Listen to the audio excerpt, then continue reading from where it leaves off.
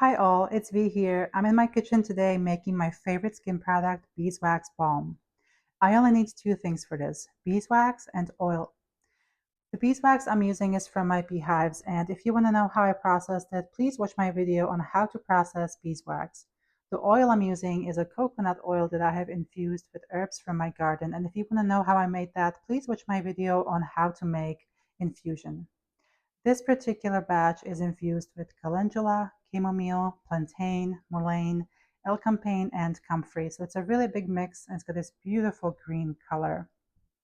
So the first thing I have to do is melt my wax. And I simply put it inside a mason jar and into a boiling water.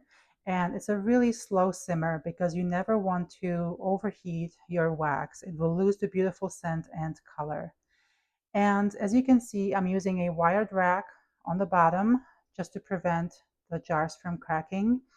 And I only fill my jars halfway up, and the surrounding water also has to match that.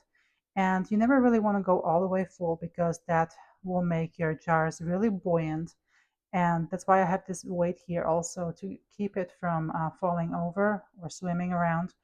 And also another safeguard I have is putting the lids on in case they do fall over, no water can get in. So once I melt the wax, I will add the oil. And the ratios are really important. So the more wax you put in, the stiffer your product will be, and the more oil you put, the looser and softer it will be. So the perfect ratio for me is 3 parts of oil and 1 part of wax. If you don't know, what works for you best, just try this one. Pour a little bit in a jar, put it in the freezer for 2 minutes, and then try it. And if it's too loose for you, add more wax. If it's too stiff, add more oil. And that way you really get exactly what you like. So now I mix those two, I melt them together, heat them up really nicely, and then mix them really well. And I can start pouring. And I have these beautiful little tins I got off of Amazon, really inexpensive, and they even come with these cute little stickers, and you can put them on top and write whatever you want. I'm calling my all balm because that's really what I use it for, everything.